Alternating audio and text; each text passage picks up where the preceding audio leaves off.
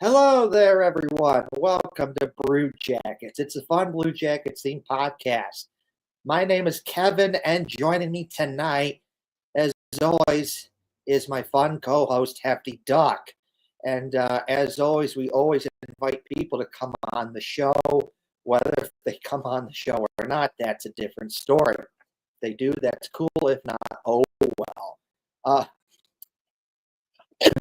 Anyways, got a lot of stuff going on in the Blue Jackets world to talk about. The last three games, the Blue Jackets unfortunately lost all three of them. But you know what, though? It's not all bad. There were some good moments in all three of those games, and we are going to talk about it. The Blue Jackets get Dante Fabbro on waivers. He's a defenseman who used to play for Nashville. What does that mean for the Blue Jackets? We're going to talk about that. Zach Werenski, he has been so fun to watch this season. It really looks like he's taken the next step. What does that mean for the Blue Jackets? We're going to talk about that. Ohio State has teamed up with the Blue Jackets to do something cool. We're going to talk about that. I got some fun stuff to share and so much more. Welcome to the show, everyone. Welcome in. Hope everyone's doing all right tonight or today, whenever you're listening to this, or if you watch the replay or whatever. If you do want to listen to us, like if you're driving to work or something, you want to listen to us Thursday morning, you can find us anywhere you get your podcast. If it's Twitter, if it's Spotify, YouTube, whatever. Look us up wherever you get your podcast. And big shout out to anyone out there watching on YouTube. I haven't checked lately, but let's check right now, actually. We were really close to our 100th subscriber. Let's see where we're at. We're at 99 subscribers. Let's go. All right, so we need one more YouTube subscriber. Don't forget to go check that out. It's on our link tree. Find that and more on that. Yes. You can find our link tree on any social media that we have. Man. Yes, just look at this graphic I just put up on the screen. You should totally listen to that graphic. Audio listeners, like, subscribe to our YouTube channel. That's right. That's right. Shoot. Right. Oh, well, we don't have we got a couple fun or a couple better things to. Oops, my bad. To talk about tonight, but unfortunately, we do have some bad stuff to talk about as well. 6-game losing skid. What are you gonna do? It happens. It's gonna happen. Unfortunately, the hot start had to come to an end. But let's start off talking about something positive, something good. We got Dante Fabbro, who was put on waivers by Nashville. And Elliot Friedman from TSN or whatever he's on, he opined that nobody would pick him up because of his $2.5 million price tag on his contract. He's a UFA after this year. Dante Fabbro came into the NHL from college. Let me give you a little bit of background of him, and then we'll go from there. So he went to Boston College in 2016, 2017. He finished at Boston College in 2019 and ended up playing 4 games, NHL games that year for the Nashville Predators. So he never once touched AHL ice. He came straight to the NHL from college. Now, he signed March 27th, 2019. His NHL debut was 3 days later, and he debuted in a game against the Blue Jackets, and Nashville lost 5-2. He was drafted first round, 17th overall in 2016. He had previously been drafted by the Seattle Thunderbirds in the WHL Bantam draft, but he stuck with the BCHL so he could remain NCAA eligible, which I don't think that's an issue anymore nowadays. So, yeah, it's interesting that he has, I mean, a little bit of history. His very first game was against the Blue Jackets. Now he's playing for the Blue Jackets. And so, yeah, 2.5 mil, one more last year. It's very, I don't know. It kind of came as a surprise to me. I don't pay attention to the waiver wire that much. There was also other teams who may have been interested in him, but the Blue Jackets were 9th in line for the waiver priority, and they were able to get the pickup.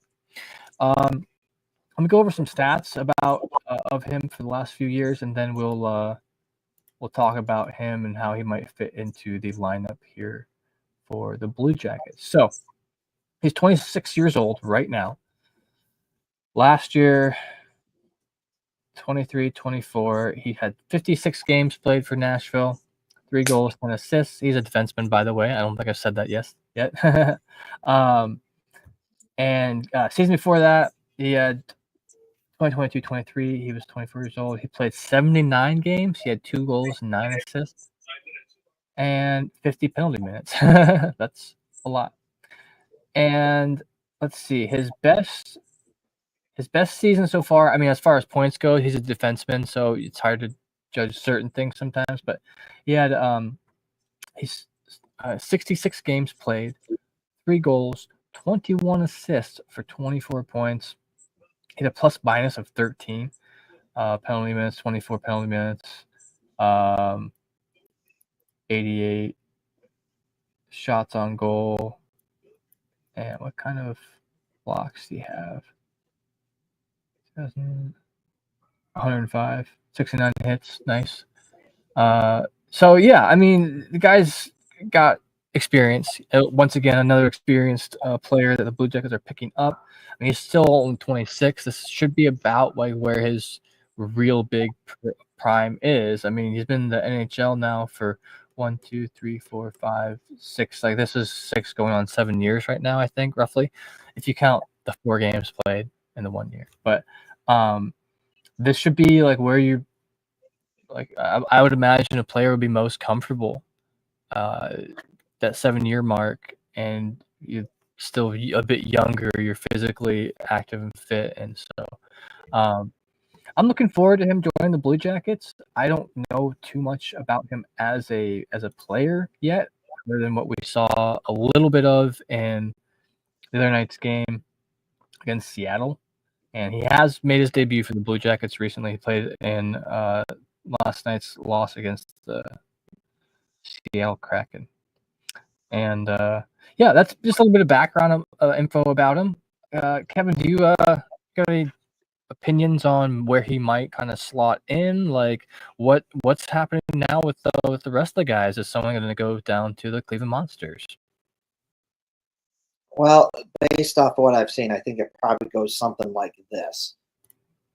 David Jiricek, there's been some good moments with the Blue Jackets where he's looked good. And he's just looked awesome. Generally speaking, he's looked good for the Monsters. And if you think about it, one of the big moves in the offseason was the Blue Jackets made the decision to buy out Adam Boqvist. They don't have Nick Blankenburg anymore. Those are 2 defensemen that potentially could still be on the Blue Jackets today. Adam Boqvist for sure. And you think about Adam Boqvist, he's like 24 now, but at the time he was like playing with the Blue Jackets, I want to say he was like, 21, 22, 23. He still is to a certain degree a young up and coming defenseman who's shown that he has talent. He's really good on offense and even shown that he's getting better defensively. And if I have doubt, he probably would have continued to get better if given the chance to play more with the Blue Jackets, but he got hurt, and that's what got in his way. But point being, Don Waddell made and the Blue Jackets made the decision to not have those guys on the Blue Jackets anymore. You do get Jack Johnson, but that's 2 spots that were now open. And the thought was, okay, that's more likely than not. That's probably, Denton Matejchuk or David Juracek fighting for that spot. Right. And I forget about Jordan Harris. Harris too, but it was basically a foregone conclusion that he was going to be on the team because you don't trade a guy for Patrick Laine and then just not use him. Bench him the whole time. Yeah. Like as good as that was to, get rid of Patrick Laine's contract completely and not pay for it, it still would have been wasteful to just not use Jordan Harris. So he was a foregone conclusion that he's playing for the Blue Jackets in some way, shape, or form. So those 2 spots that were Nick Blankenburg and Adam Boquist are now gone. You think, well, that's probably Den Matejchuk and David Juracek fighting for those spots. Now, didn't necessarily work out that way because Den Matejchuk, he just, again, like last season, he just missed making the Blue Jackets. One of the last guys to get cut last season. This season, one of the last guys to get cut before he goes to the Monsters. Well, and the uncertainty of Jake Christensen, too. Right. You know. And Jake Christensen has now taken that spot, and no one's taken that away from him because he just looked awesome. Yeah. So the point I'm trying to get at here is that, so Den Matejchuk, off you go to Cleveland. And then David Juracek, you do make the team. But your training camp and preseason was awful. For the most part, you did not look good there. And for the most part, you have not looked good with the Blue Jackets. There's moments where you have looked good. But what the issue with David Juracek is, it's still a thing, is your skating is terrible. It's been an issue for as long as David Juracek has been with the Blue Jackets. He has all these good things about him. He's good offensively. He has a booming slap shot. He's big. He can be physical. He hits people. We've seen that against that one big hit against Toronto. It was awesome. And he can be good defensively. We've seen that. But that does not mean crap if you cannot skate. Because that is one of the things that you cannot have. If you cannot skate, you're done. It does not matter if you are good on defense or offense. You can have all the talent in the world, but it does not mean crap if you can't skate. Because you're just constantly getting beat. Yeah. Yes, that's what I was about to say there, Hefty Doug. Is that if teams see that you can't skate for crap, you're done. Because they're going to expose that and use that against you. And instead of having 5-on-5, it's basically 5-on-4, even if you have 5 guys on the ice. It becomes 5-on-4 because teams know that you have a guy that's not good at skating. And like you said, Hefty Duck, they're just going to blow right past you. And you cannot have that. You just can't. And in comes Dante Fabbro, a guy that you know that you can count on to play defense. And he's good on offense too. He comes from Nashville. And when you look at Nashville, historically speaking, they just have good defensemen. For as long as I can remember, they always have good defensemen. You think, Shea Weber leaves. What are they going to do? And then they go find someone else to do it, and they're fine.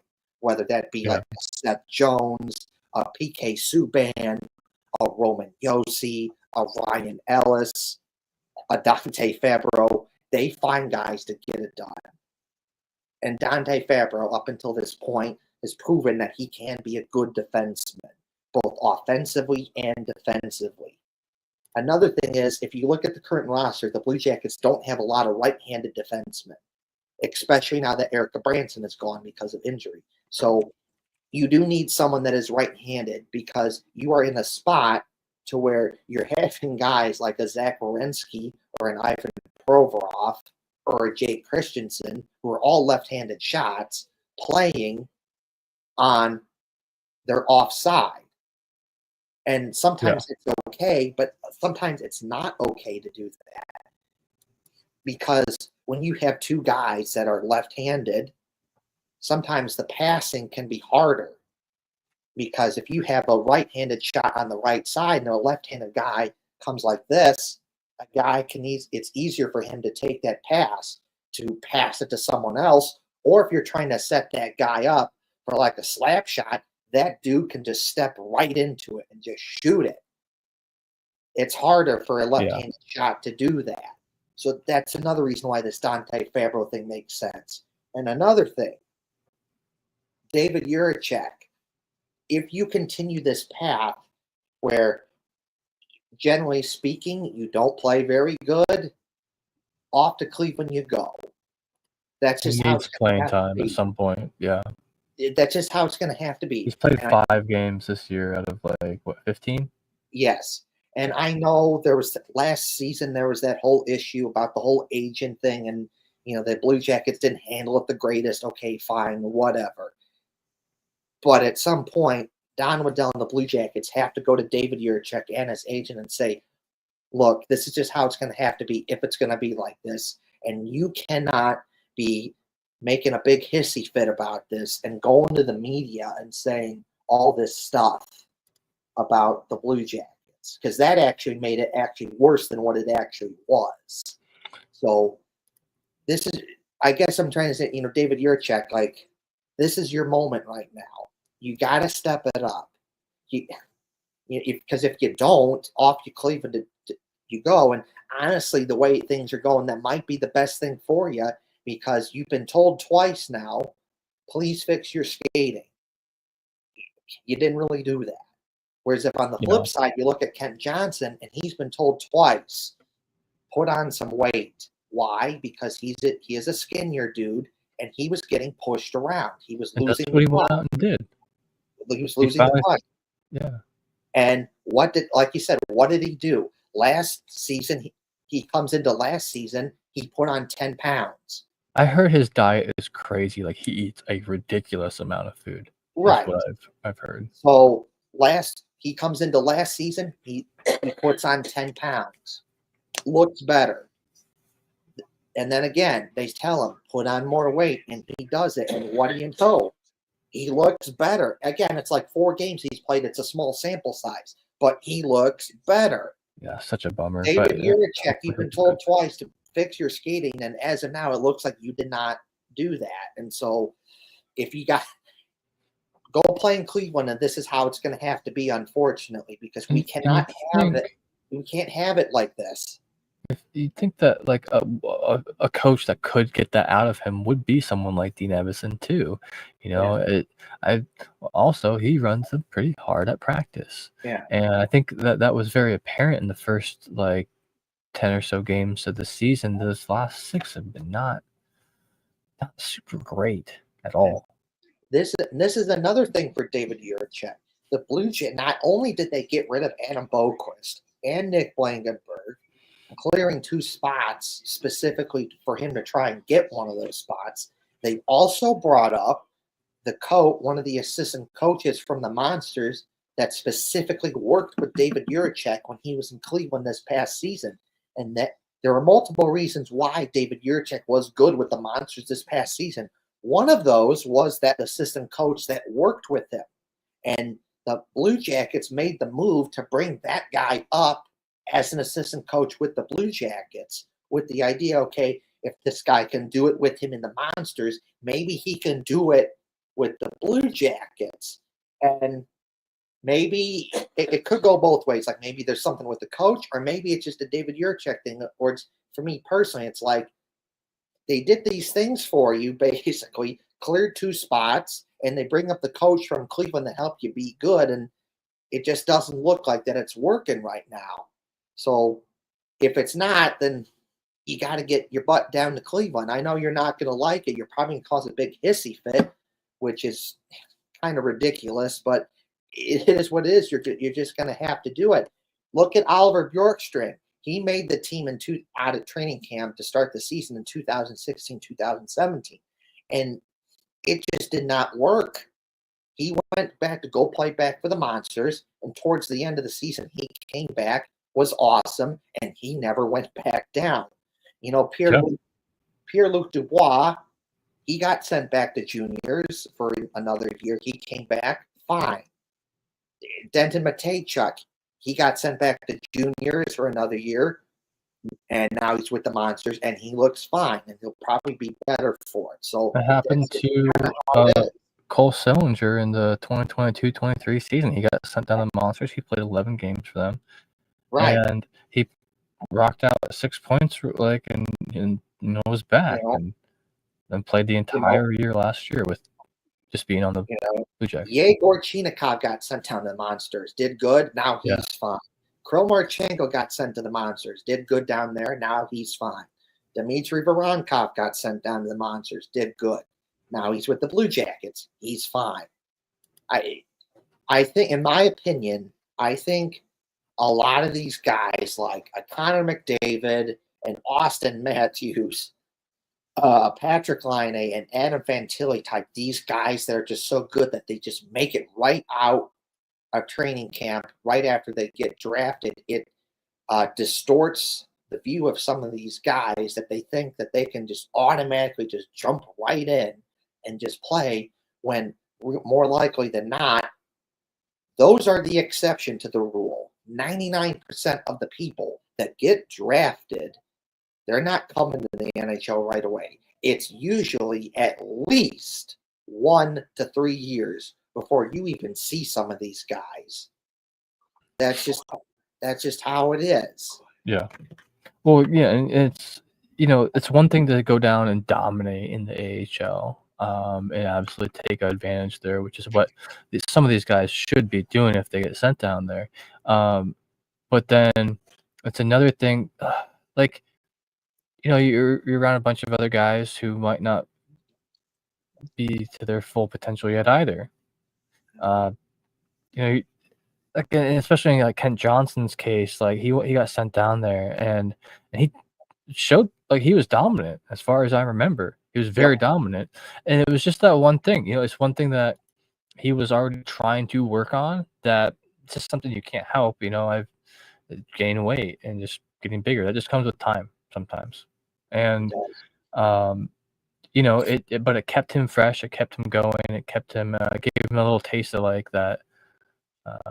That dominance, because like every one of these guys, like I guarantee, like growing up or whatever teams they were on, they were like the best players, and then you go to college and you're gonna work with the best player on the team, or you go to like your WHL or BCHL or whatever the HL team, and you dominate there too. And then as you get closer to the top, like the NHL being the goal, it gets a little harder and a little harder to be that one guy who sticks out. And so, some guys might need that that feeling again, just to be like, oh yeah, no, I am dominant. I remember how this feels like, and try to like bring that back up with them when they come back up to the NHL. Because that's the thing. It's like we've seen that with David Jiricek. We've seen him play good with the Blue Jackets, and we've seen him play good for the Monsters. Yeah. His first season with the Monsters was good, but then like where he really started to shine was that second half of the season, including the playoffs with the Monsters this past season. He is a big reason why the Monsters made it to the conference finals this past season for the Monsters. And just that series against the Hershey Bears, he had some big goals there. And there's some other big moments during that playoffs you can point to. It's like, wow, he looks really good. And I do think you're onto something there, FD Duck, that you're right, which is there's just some guys that they just need to go down there and get, like you said, get that feeling of like, hey, this is what it feels like. I know what it's like to dominate. Like a refresh reminder, like, hey, I've done it and I can do this again. And I'm going to go do it, have fun. And then when my time's ready to go back with the Blue Jackets, I'm going to be ready. And I know what it's going to be like. Yeah. Yeah. So, I'm sure there'll be much Overall, more movement. overall, I think it's a good move go getting Dante Fabbro because you do have a guy that has shown that he can be a reliable defenseman in the NHL, a guy that's shown he can be good at defense, he can be good at offense, and that's what you need. You Well, cannot have a defenseman that, metaphorically speaking, is a weak link. You cannot have that. right. You just can't. So Because they'll good hammer move that by one the Blue. side, like how they hammer Elvis's glove side. Yeah. So good move by the Blue Jackets to get Dante Fabbro. Yeah. Yeah, no, and another thing too is yeah, he was being sent down to the minors, but this guy is like I said, he's like on his 7th year in the NHL. If he comes to Columbus, and well, one thing that was great too is Columbus has plenty of cap room to shoulder that $2.5 million contract, but he's an UFA after this year. So if he comes here and does well, maybe by trade deadline, he's seeing himself being sent off somewhere else, and the Blue Jackets are picking up like a 4th or 5th round pick or something like that, and who knows? You So could use that cap space to your advantage and say, hey, in the event that the Blue Jackets are on a spot night fighting for the playoffs and the trade deadline comes and some teams come to the Blue Jackets and say, hey, what do you want for Dante Fabbro? And they say, oh, we want this and this and this. And they say, ooh, but we can't afford that. The Blue Jackets say, okay, fine. We'll pay like $1 million of that 2.5 contract and use that cap space that they do have to their advantage. Because you said that, oh, Elliot Friedman's like, oh, he's concerned that people probably wouldn't be able to pick up that contract. But lo and behold, here comes the Blue Jackets with, well, they had $26 million in cap space, and obviously it's not $26 million anymore. Current cap space, according to Puckpedia, $23,362,927. So it was 26, and obviously some of that just over 2 million of Dante Fabbro takes some of that away. But point being, the Blue Jackets were one of those teams that could just jump in there and say, yeah, we can do this, no problem. We got this. No money, no issues about worrying about money. Yeah, that was pretty great. So yeah, with all this talk about Dante Fabbro, he did make his debut in the game the other night. We'll talk about the games here a little bit. It's been a little rough, and by a little rough, I mean 6 straight losses. Granted, they got 1 point in one of the losses, but I think it was Zach Werenski said something about the other week about how no moral victories. We want like real victories or something like that. And which is true, but like at the same time, they started off hot, and it was a great start to the season. No one's, unless you're the Winnipeg Jets, keeping that up is really tall offer. It's a really tall order. It's hard to do, but it didn't have to like the great start didn't have to like kind of teeter off like this. And it's hard to tell exactly what is going on. It's been mostly road games the last 2 weeks, 5 road games, and there are 6 of their losses. And the Jackets historically have been better at home, as most teams are. But man, what's happened? Let's go back to Saturday. This is November 9th against the LA Kings. And this was a 2-5 loss. The Kings won by 3. Once again, the Blue Jackets got the first goal on the board. Voronkov came in with the assist from Danforth, and I believe that was Voronkov's first goal of the season. Good for him. Let's hopefully get some more. And then, unfortunately, in the second period, former Blue Jacket Vladislav Gavrikov sunk one in for his second of the season. Warren Fogle, Trevor Moore. So the LA Kings scored twice in the second to get up by 1. And third, 30 seconds in, they score again. But then Provorov, it was his time to shine, and his first goal of the season, and a rare Blue Jackets power play goal. And yeah, then unfortunately near the end, Lafreniere and scored, and then Brandon Clark scored again. But there's quite a few penalties this game too, and both teams were able to capitalize on one of the penalties each. LA had a very so there was a nice fight between Matthew Olivier and Andreas Englund. Olivier really trying to get his team into it with them. Pretty great. Blue Jackets had 2, 4, 5 penalties to the LA Kings 4. LA Kings got a bench penalty early in the third period, too many men on the ice. Other than that, I didn't even notice Adam Fantilli got a delay of game penalty in the second period. That sucked. But for the Blue Jackets, Justin Danforth got 2 points with his 2 assists. Adam Fantilli got 1 point with an assist. Ivan Provorov 1 goal. Dmitry Voronkov 1 goal. So that was your points leaders for the night. For the Blue Jackets. Just that game against the Kings was like that was a 2 out of 10 for me. And the reason why it's a 2 out of 10 is that you do have a good first period, and you do score a goal there to take the 1-0 lead into the second period, and Dmitry Voronkov does get that goal, and that was a good first period that the Blue Jackets played there. And Ivan Provorov did get a goal there, so that's good that you score on the power play. But other than that, it was just absolutely terrible, because I'm going to say this again and again, and you can say this about every game that the last 3 games that the Blue Jackets have played, which is that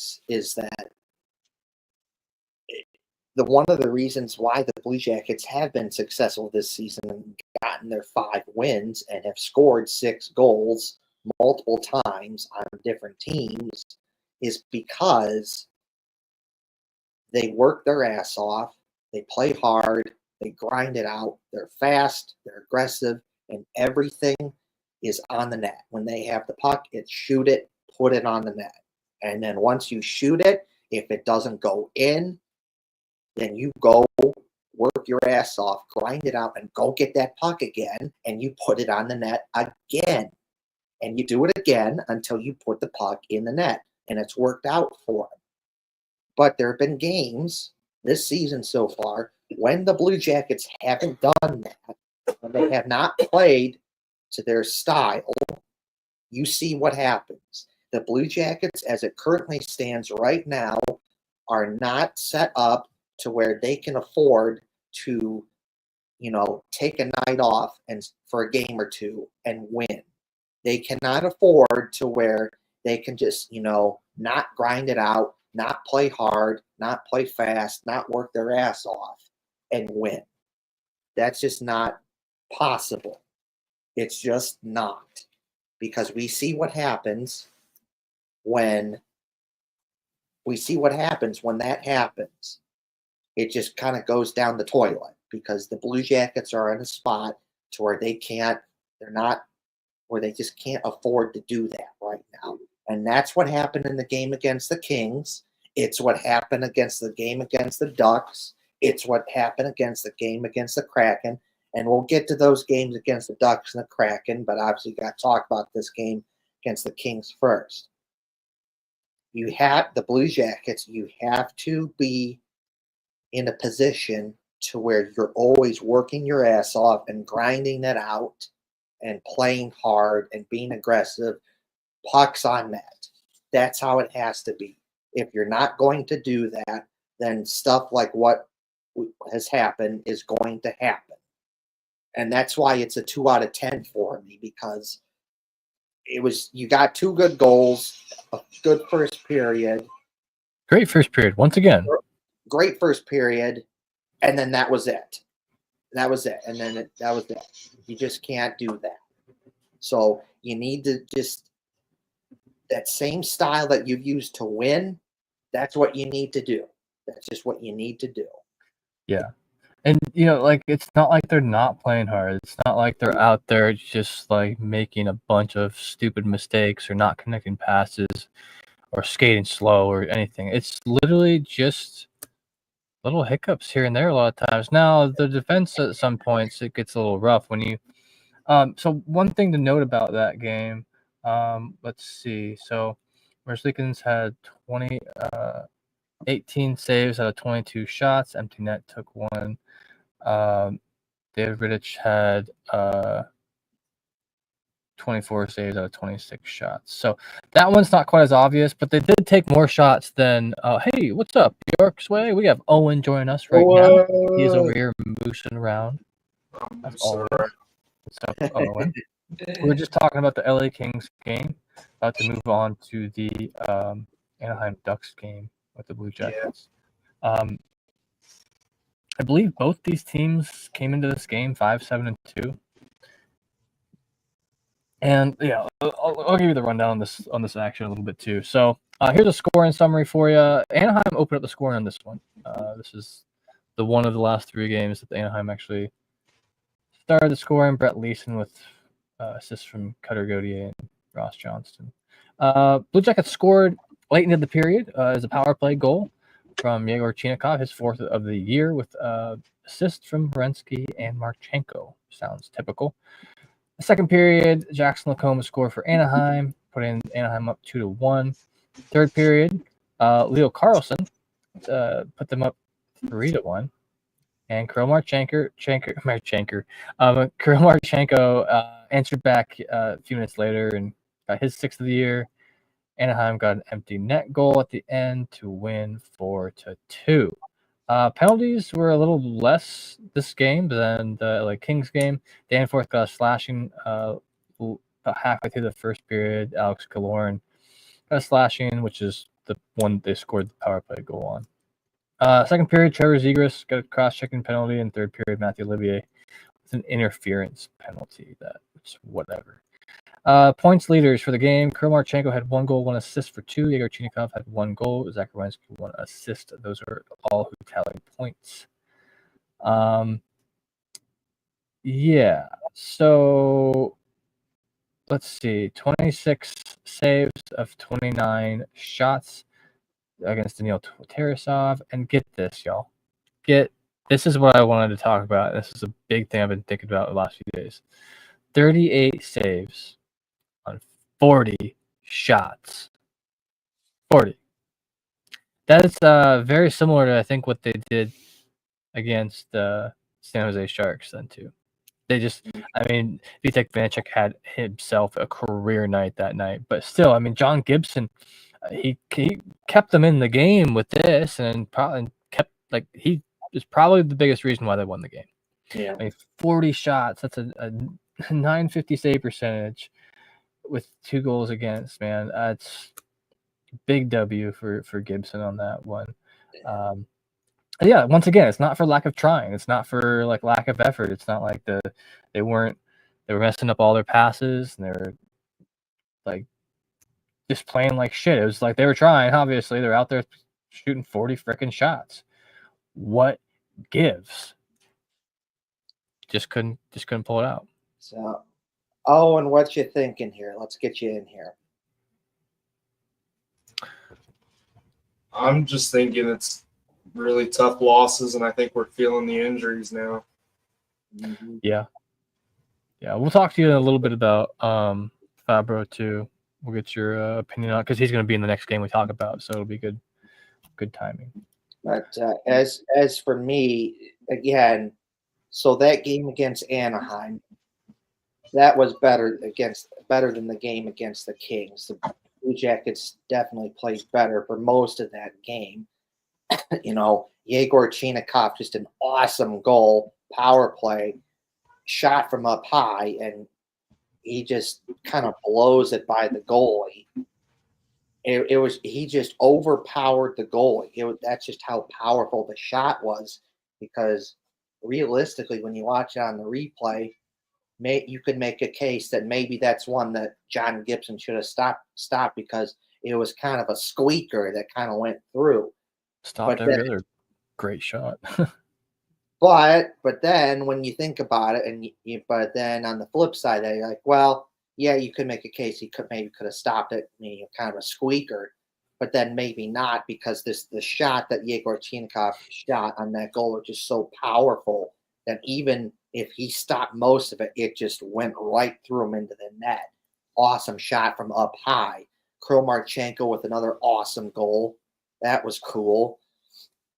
They played a much better game compared to the Kings game. But then it's just, again, not from a lack of effort. You have all these shots on goal. You're trying, minus the 2 goals, you just don't really put it in the net compared to when the Ducks have a chance to score. They put 4 in the net.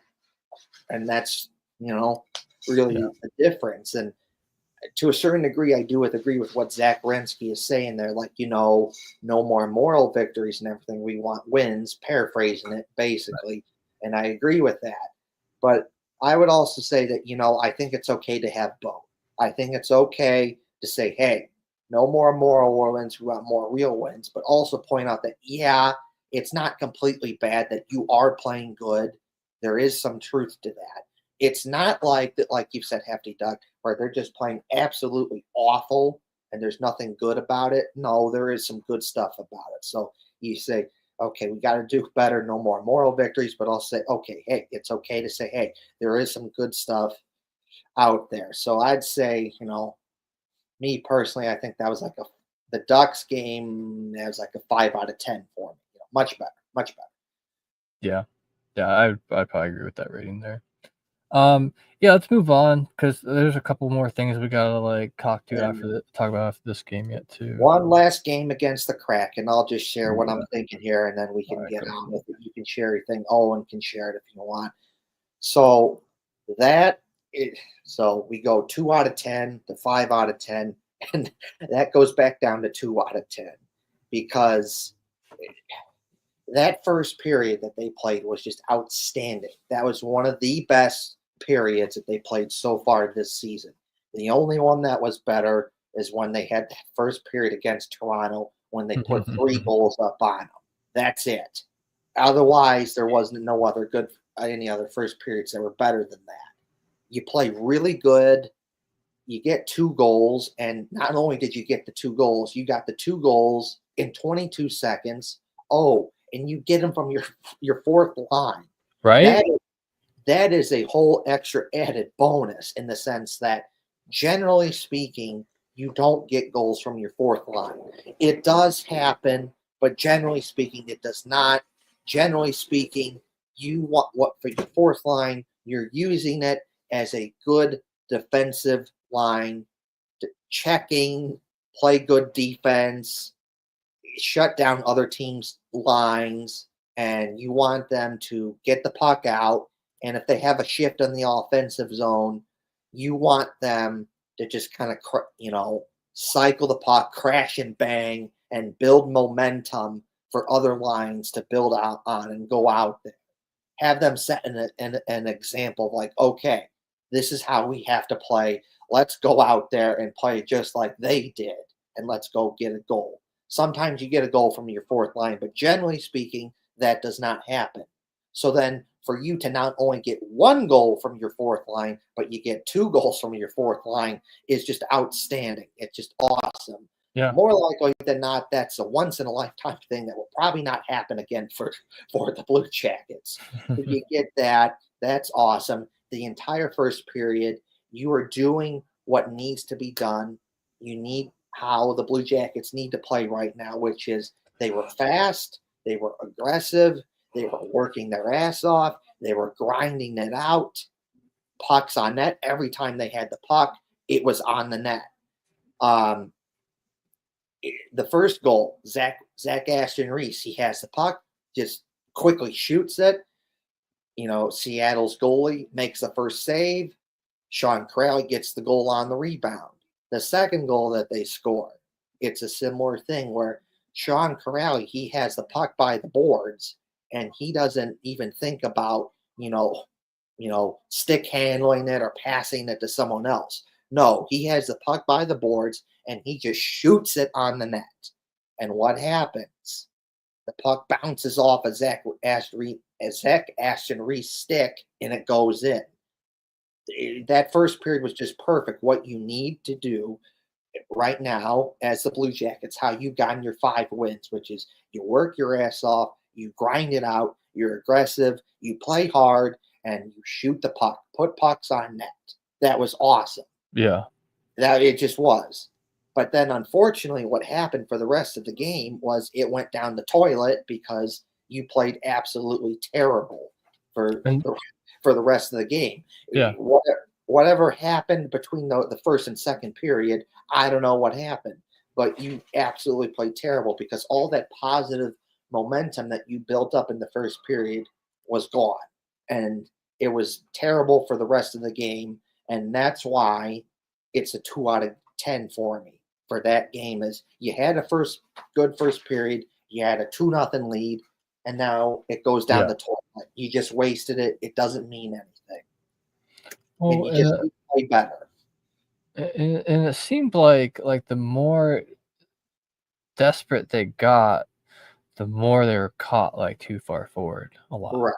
And there was, I mean, at one point, I swear I saw like a 3-on-1 coming down the ice, and it was lucky that I forget who it was able to break it up. Yeah. It's like, look, I get that you're desperate, especially because like the way this happened, the way the scoring happened. So they go into the second period. Cartier, he, I don't know actually know how to pronounce his name. Sorry. Yeah, about 3 minutes in, he scored a goal. That's whatever. Like 4 minutes later, Brandon Tanev scored a goal for Seattle. These are both Seattle goals. But then this is what starts to hurt.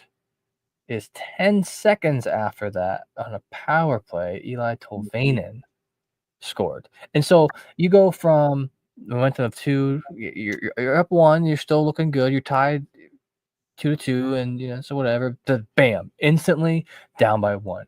And after that, it just looked like they struggled to even come up with anything. And I mean, look, not every game is going to go perfect or go your way, but this was one of those ones. So, but I want to bring up one more thing before I turn it over to you here, Owen. And that is for a second game in a row, the Blue Jackets shot 40 shots on net, on goal. Joey Decord for Seattle, 38 shots saved of 40 shots against. It's a 950 save average. It's the same exact thing as the previous night with John Gibson. What?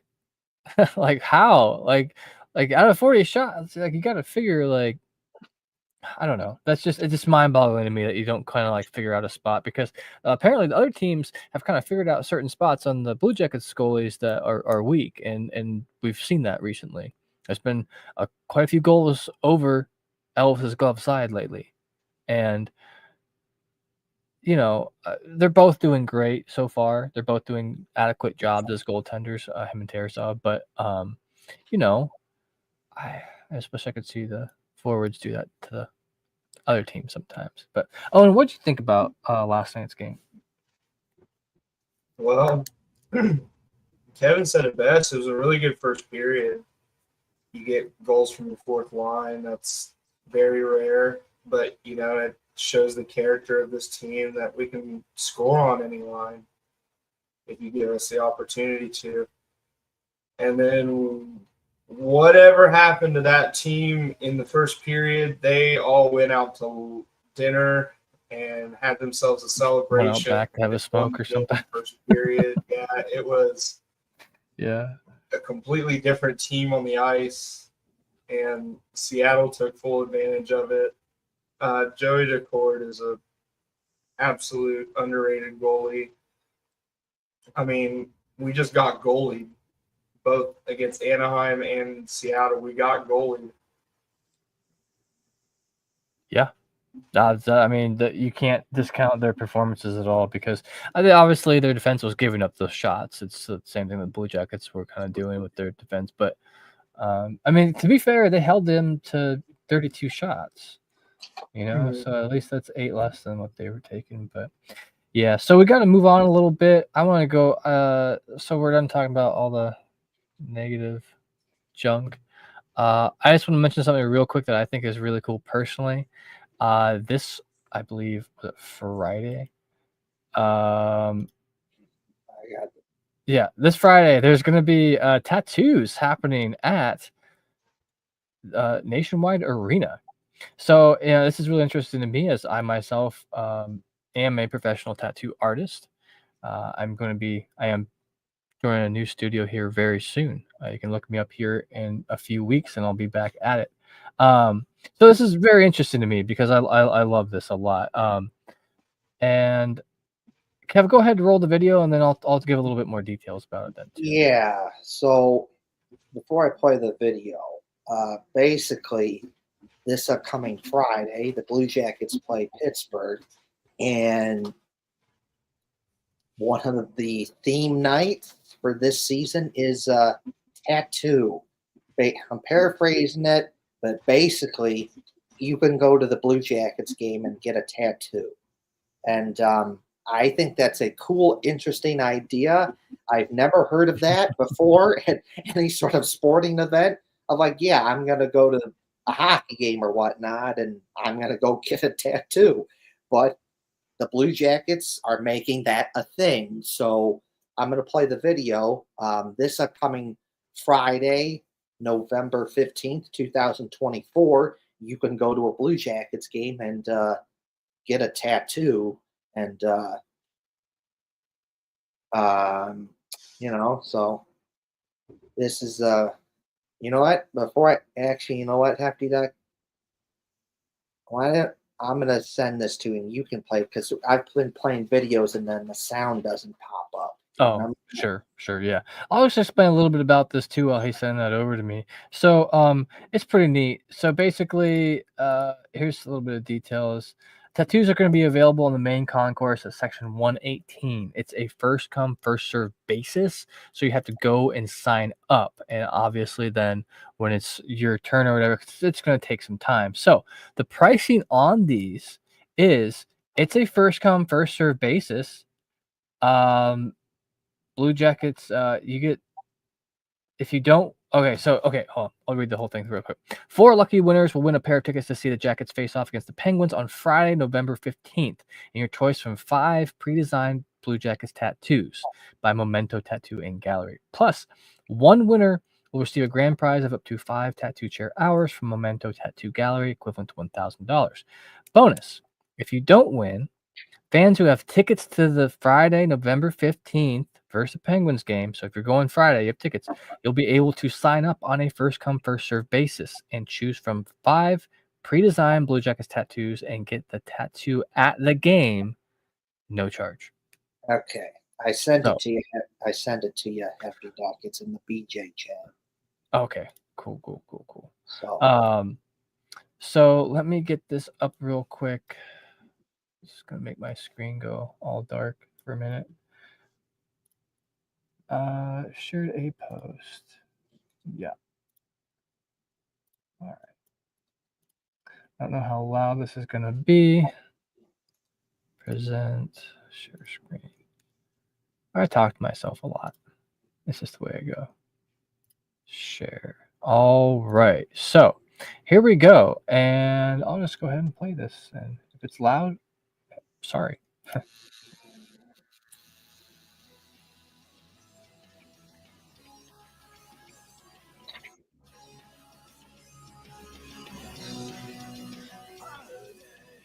Just a touch. I'm Harry Aldridge. I am the owner and I'm also an artist at Memento Tattoo in Columbus, Ohio. I opened Memento Tattoo in 2010, and ever since then we've been rolling strong, and next week is our 14th year here. When I opened Memento, it was important for me to have not only a tattoo shop, but also a shop with a gallery. We are all fine artists here, so it gives us a reason to make some art and a place to display it. We also use the space to promote our local artist friends. I got inspired to become a tattoo artist through growing up skateboarding and listening to punk rock.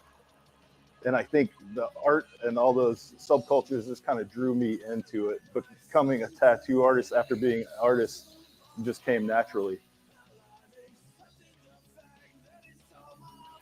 I play in a couple of punk rock bands. One's called The Last Ones. I also play in the Donnybrook Boys, which are loud, fast punk rock, just like hockey. I'm digging his chops. I've been a CBJ fan since the beginning. It's a special date for me because that is around the time I started my apprenticeship for a tattoo artist. We tattoo a lot of sports fans here with their memento for their favorite team, just as a tribute for them to remember it for a lifetime. Those are sick. So when the Blue Jackets approached us to do this, I started thinking about what would make a good Blue Jackets tattoo. And there's so much imagery that they already have that revolves around the jacket. So I wanted to take some of those things and make it look like a tattoo. Bold lines, bright colors, something that a fan would love to have to wear for a lifetime. We've got Stinger. We've got the classic Kepi hat. Of course, we had to have the cannon, some classic tattoo lettering with the cross hockey sticks, and of course, the hockey stick with the Ohio flag on it. Get there early, find us, and get signed up.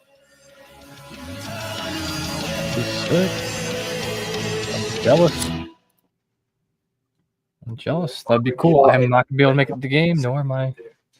So, Apty Duck, if you can just rewind the video to where they show what the tattoos that you can get, because I think that'd be cool. Oh yeah. So it's pretty cool. It's some decent flash here. So this is kind of like a traditional style with tattooing, which means that bold lines. Generally, traditional tattoos usually only use like blue, red, yellow, sometimes green, sometimes purple, and yeah, these are. I mean, in my opinion, as a professional myself, these are great. I love these a lot. I've drawn some potential designs for tattoos like this for myself as well.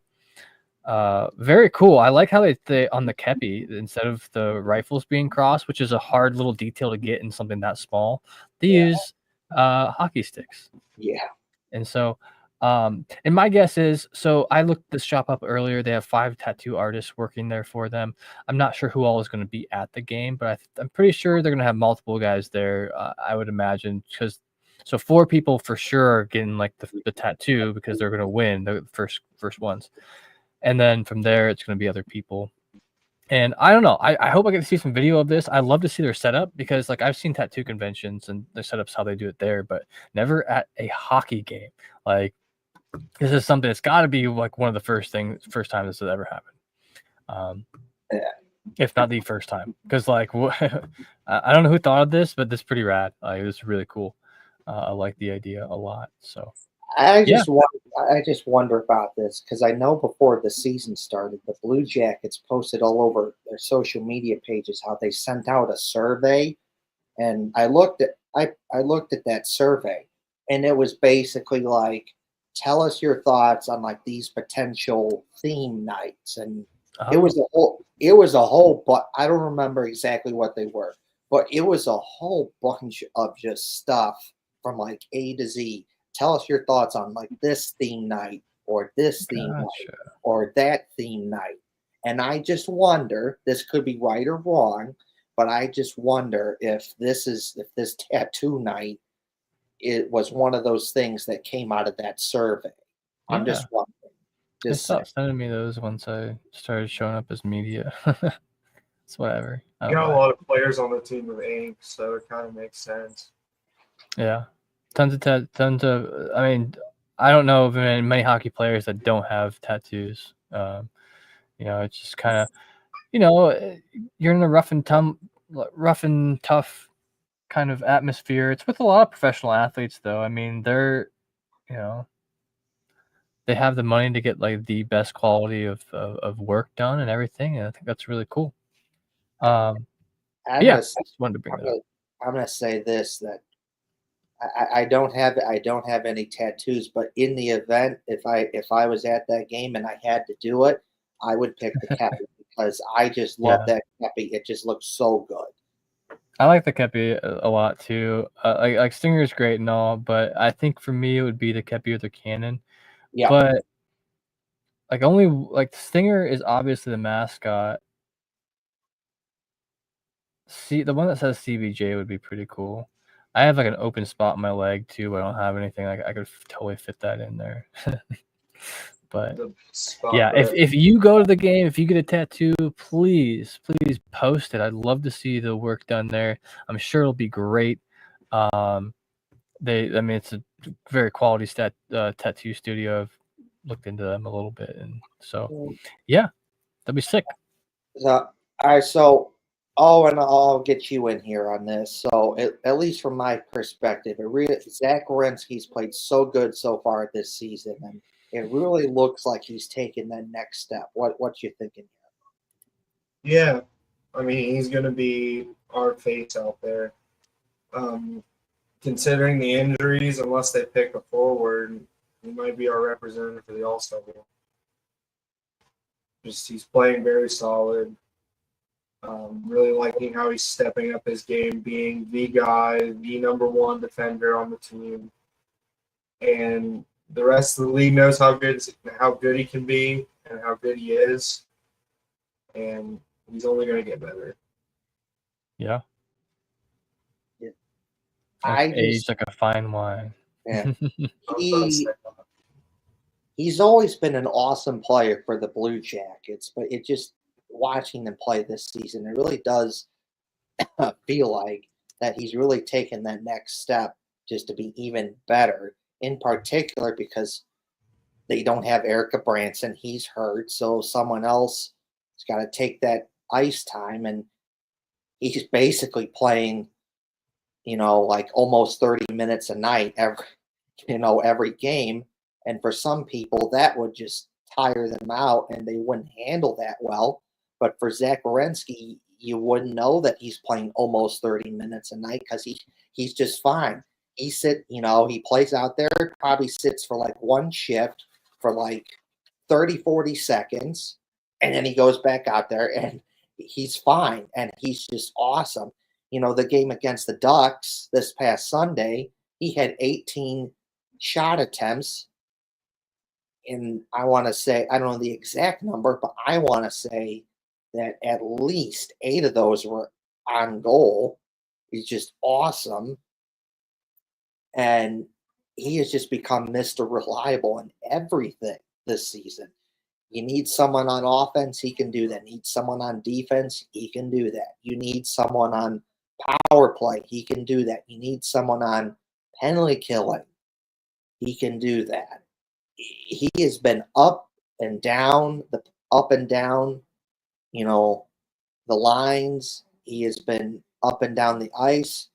He's been jumping up in the play, kind of like a rover, similar to what he did when John Tortorella was here. And he's just been awesome. And I'm just loving it. And just see if he just keeps it going. I do have a little Zach Werenski insight to share, and that is that before the Blue Jackets Buffalo game back in October, where they won that game 6-4, I was at that game, and I was hanging out at our bar before that game, and I was having a fun time and everything. And then there's Zach Werenski's dad and his mom just hanging out at our bar, and I started talking to him and everything, and it was cool. Very nice guy. His mom's is nice too. And I saw Jake Christensen's dad too, and he was a nice dude. Even follow Union Blue Soldiers on Twitter. But I was talking to Zach Werenski's dad, and he was telling me just about how all the goals that Zach Werenski has for this upcoming season and beyond. And some of that is, he told Johnny Gaudreau about this and that. And I do believe that he is being extra motivated for Johnny Gaudreau, because one of the goals that he wanted is that he wants to play on the Four Nations team for USA this upcoming February. And he did say that Zach Werenski did tell Johnny Gaudreau about that he wanted to go play for the Four Nations team for USA this upcoming February. And telling me, that he really had a good offseason, that he was extra motivated, really put a lot of extra work, in the gym, his offseason program. He'd go to the rink and he would skate extra hard, do all the drills, work on his defense, his skating, his shooting.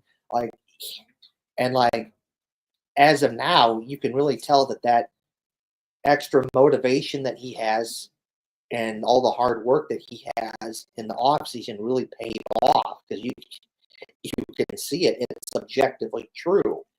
Another thing is that, yes, we've all talked about this, that basically the Blue Jackets have a lot of history with guys who played at Michigan and then go on to play for the Blue Jackets.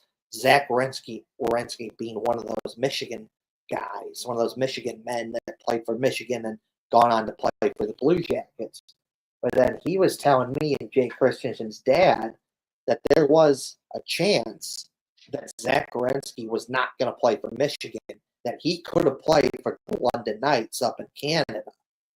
The London Knights, from what Zach Werenski's dad was telling me, were really pushing hard to get Zach Werenski to play for them. It almost worked, but in the end, Zach Werenski made the decision with his mom and dad to go play for Michigan. And obviously it worked out and it made sense. So he's from Michigan. He's lived in Michigan his entire life. Ann Arbor, they're like 10 minutes. I was talking to him. They live like 10, 20 minutes south of Detroit. Ann Arbor is not that far from them. And he was telling me about all the stuff that Michigan's hockey team has that they do to help out their players, from a weight room perspective, a hockey perspective, a training perspective, from an academic perspective. Like, hey, we know you got this paper that you got to write that's due on Friday. We can help with that. Let's get this done. We'll talk to your advisor, your teacher, whatever. Let's get this done. And they get it done. And you put all that stuff together, and ultimately that's why Zach Werenski and his parents made the decision to have him go play at Michigan. But there was a possibility that he could have not gone to Michigan and go play for the London Knights. Ultimately, the decision to go play for Michigan was a smart decision. It worked out for him because he played good at Michigan, played good for the Monsters, helped him win the Calder Cup, and he's had a damn good career so far for the Blue Jackets. So he's been fun to watch and just got to keep it going. And that's my little inside story about Zach Werenski. Hefty Duck, what you thinking here about Zach Werenski, if you got anything to share? No, absolute beast, workhorse. I mean, it's a shame. Like, this might sound like a little worse than what I mean it, but it's a shame that like he might not get the recognition he deserves because of where he's playing. Right. And I don't mean that really in a negative way. Obviously, the Blue Jackets have not had winning seasons recently, but I mean, he is well respected throughout the whole NHL, and I want to see him stick around. He right now Zach Werenski is in. I mean, he's signed till 2027, 2028, and he's a $9.5 million hit, and he's a UFA in 2028. At that point, so he's 27 now, he'll be 28, 29, 30. So he'll be 30 going on 31 at that point. And, hopefully the Blue Jackets improve before then. I mean, he's not that old of a guy. This is his prime years. Yeah. He's got the experience and the muscle and everything else behind it. And I like seeing him play physical. I don't know if he was a little bit nervous about it at first, maybe because of the injuries. And like the one injury he got was because he went for a hit, and I think he just hit the boards and just totally missed the hit. And so I'm looking for big things from this guy yet too. I haven't gone over it yet because I totally just forgot. But I like going over the points leaders, and as a defenseman, he's always up on top of the points leaders, which is just impressive. I mean, he's a D-man. It's like those are extras. Like when you can get offensive stuff out of a D-man, that's extra. That's fan-frickin-tastic, but you didn't have to. But so my point here being, so let's see, Kirill Marchenko is at the top.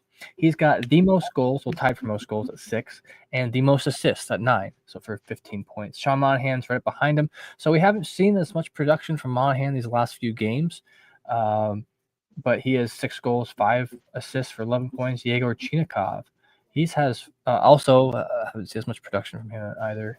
He's got 4 goals, 6 assists for 10 points, and tied with Yegor Chinikov is Zach Werenski, defenseman. 3 goals, 7 assists for 10 points. And then it's funny because then we have a fourth liner coming up. Well, we have Kevin LeBanc.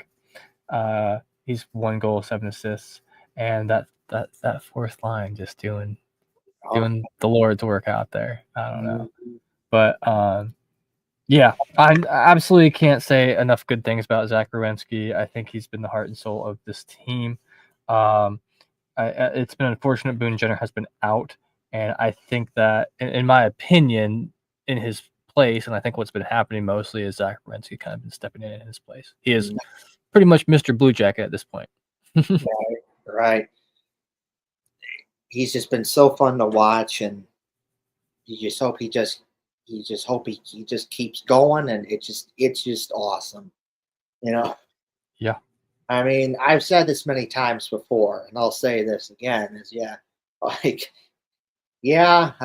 I'm a guy that likes Ohio State, and I'm not necessarily fond of the whole Michigan thing, but I just got to say, shout out to you, Michigan hockey program, for being consistently good and providing talent to the Blue Jackets, and the Blue Jackets have benefited from Michigan being consistently good at hockey. And I'm just going to say thank you for that.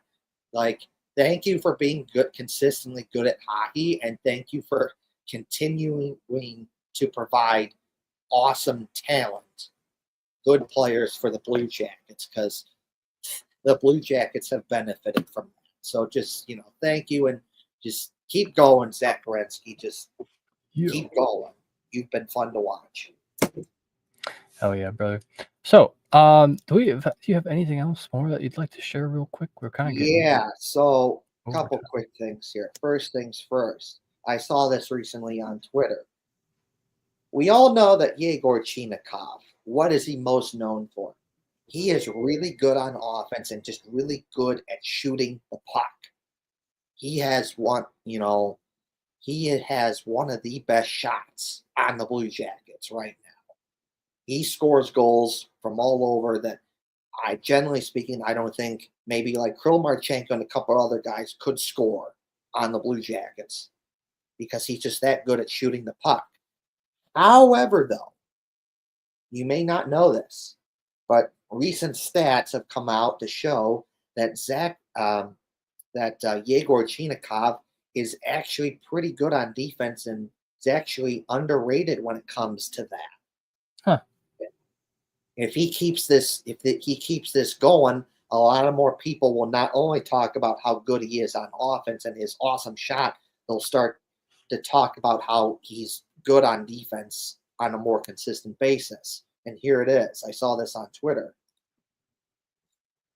As you can see, it's a list of best defensive ratings among forwards, and Yegor Chinikov is in the top 10 of this, and he's currently sitting at a plus 1.8 in terms of defensive rating among forwards.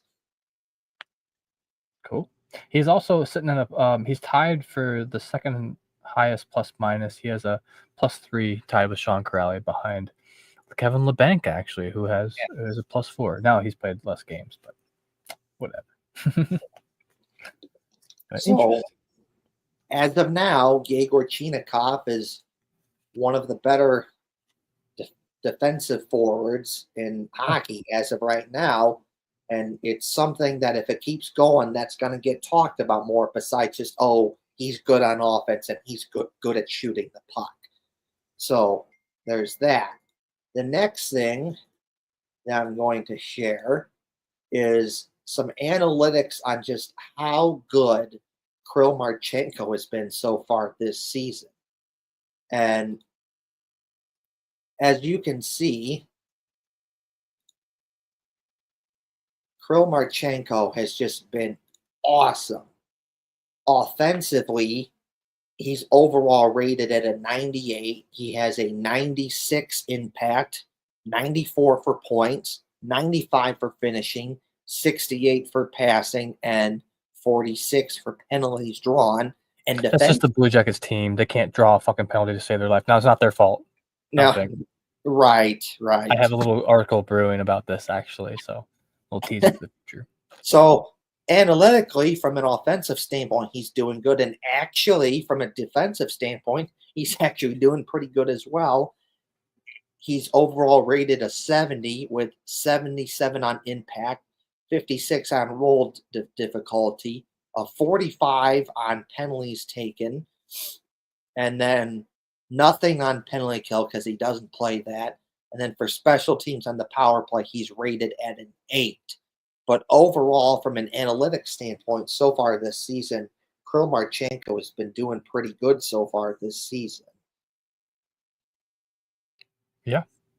So yes, he has been. Points leader on the team. I mean, by 4 points. So shots on goal, which is crazy. So his shot percentage is the best in the team's got to be then too. Yeah. Zach Werenski actually has the most shots on the team, 57. Sean Monahan, 46. Chinikov then 44. Kirill Marchenko, 36 shots. So 6 goals out of 36 shots. That gives him some sort of I don't know what shooting percentage is. Owen, do you have anything to say about this?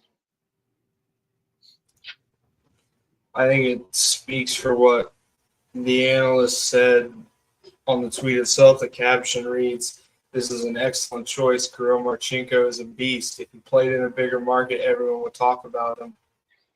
He's flying right under the radar because he plays for us." No offense to us or anything, but if he really was in a bigger market, he would be talked about. And it's a pleasure and it's awesome to know that we get to go see him play at Nationwide. Absolutely.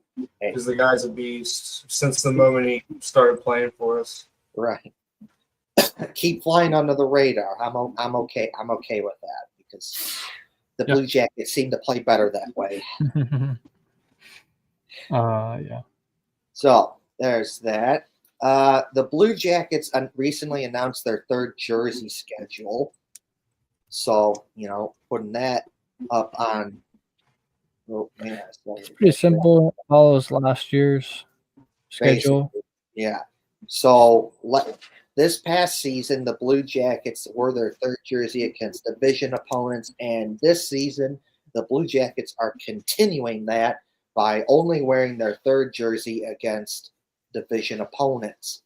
And one of those games has already happened, that game being against the New York Islanders on October 30th.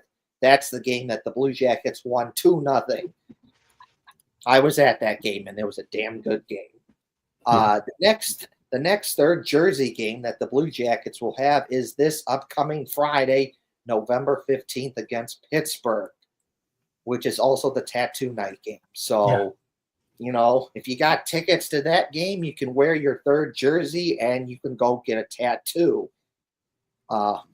So there's the third jersey schedule for the Blue Jackets for this season. Let's see here. Sticking with the whole Zach Werenski theme, he's top 10 and at least according to Daily Faceoff, he is top 10 in the awards leaderboard for the Norris Trophy. Zach Werenski currently sits at number 5. So that's cool. So shout out to you, Zach Werenski. You're currently number 5 in Norris Trophy, at least according to the Daily Faceoff. So keep going, Zach Werenski. Yeah, buddy. Oh. And then let's see here. We got this. So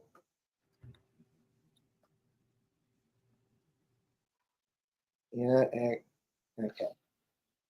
I have that. Okay, there's going to be no sound on this. So you know what? I'm going to share. If you want to go see this video, basically it's Dylan Tyre saying that the Blue Jackets have teamed up with Ohio State to do Ohio State women's hockey team to do like a cool youth hockey program for girls hockey, basically. So that's that's cool. I'll put the graphic up on the screen here. That's way better. So there it is. So from the Blue Jackets, it says we're teaming up with the Champs in partnership with Ohio State Women's Hockey and the Central Ohio Girls Hockey Program. We're hosting a girls-only Get Out and Learn clinic on November 17th for girls ages 5 to 9! Join the fun and register now at bluejackets.com/goal @SafeLight #CBJ and what they who at Axel at APEX Pros 1. So that's cool that the Blue Jackets are teaming up with Ohio State Women's Hockey to do a cool hockey program for girls hockey. So that's cool. I like that.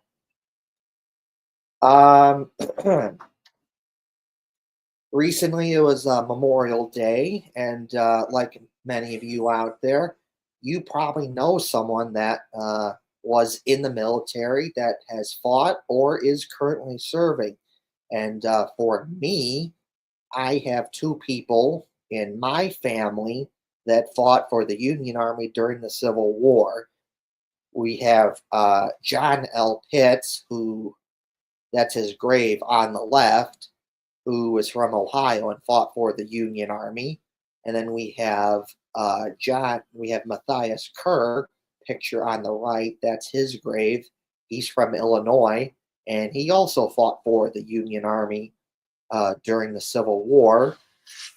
So to everyone who has served or is currently serving, thank you for your service, and thank you for helping protect America. So I thought I'd share this, that like many people, I have a little connection to the military. So that right there is my great-grandpa ×4, John L. Pitts, who fought for the Union Army, and he's from Ohio, and he's buried in Ohio.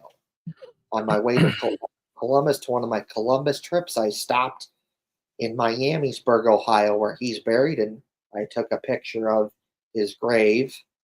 There it is right there. And then that is a picture of my great-grandpa ×4 on my mom's side of the family. John L. Pitts is my great-grandpa ×4 on my dad's side of the family.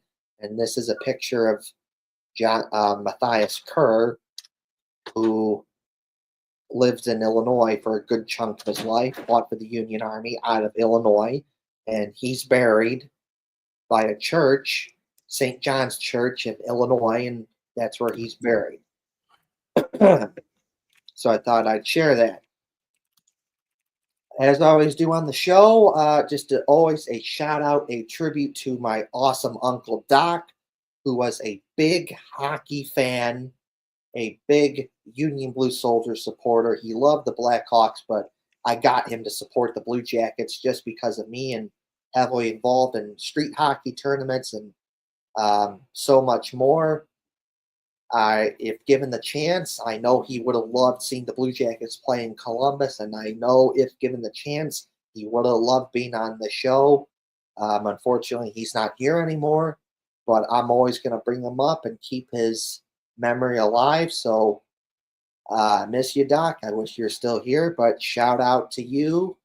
A good, awesome guy, big part of our family, and so many friends of yours loved you, and I'm going to keep your memory going, and a big hockey fan that just loved hockey. So shout out to you, Uncle Doc. And then like I did earlier on in the show, please like, share, and subscribe to our YouTube channel. Please help us grow. Like, share, and subscribe. That would be greatly appreciated. Please like, share, and subscribe. One last thing for me, and then, I'll stop talking, is go check out Union Blue Soldiers. It's a fun Blue Jackets themed fan group that I run. We do marches to cheer on the Blue Jackets and so much more. Check us out on social media and go follow Union Blue Soldiers. It's a fun Blue Jackets themed fan group. All right. I'm done talking and I'm out. Bird. Hey, Owen, did you have anything else that you'd like to say or promote or what? Where can we find you? It's time to moose around. Just moosing around. My new album will be coming out either this week or next. So be looking for that on 32 streaming platforms. It'll be on your streaming platform of choice. And also, it's Moosemas season. So there will be a Moosemas album coming out soon as well. Sick. Hell yeah, brother. Check it out. Don't forget to check out FHL. We'll be doing that here soon as well. There's probably a team you can claim or something like that. If you want info about that, message either Bjorkswag on Instagram at Bjorkswag or message the podcast Twitter at Brew Jackets Pod. Plenty of open teams. Lots of teams getting new players. It'll be fun. Hell yeah. So this has been yet another. Oh, yeah. By the way, my name is Lance Schrock. You can find me. I'm on Instagram at lance.schrock. You can go see some of my artwork there for, my upcoming return to tattooing. You can find my articles on Inside the Rink, which is also the network that we at the podcast are part of. You can find me on Twitter at Lance_Schrock. Add me on Facebook if you really super want to. I don't know. It's kind of weird, but I'll accept the friend request. Anyway, we'll see you here same time, same place next week. Oh, actually, no, wrong. Not same time, not same place next week. Same place. Well, Kevin will be back in Illinois, I think. So next Tuesday, excuse me, I got something in my throat. Sorry. Next Tuesday, we're going to be doing the show at probably 7 or 8 p.m. We're going to discuss it, and we'll make an announcement about this weekend. And then because the next week there's a game on Wednesday as well, we'll be next 2 episodes in a row are going to be on Tuesdays. So keep a lookout. We'll announce it again. Big thanks, shout out to our audio listeners. We appreciate you. You guys are keeping the gears greased and moving. And also, if you're watching from X, Twitter, whatever, check us out on YouTube if you want. We do read comments live during the show. Well, we only had one, but that was a mistake that I accidentally commented instead of our private chat. But we like to discuss them when they happen. So if you want to derail a conversation and ask us about something that we're not talking about, do it. We'll take live questions. We are live every time we broadcast. So anyway, once again, thank you all for being here, and we will see you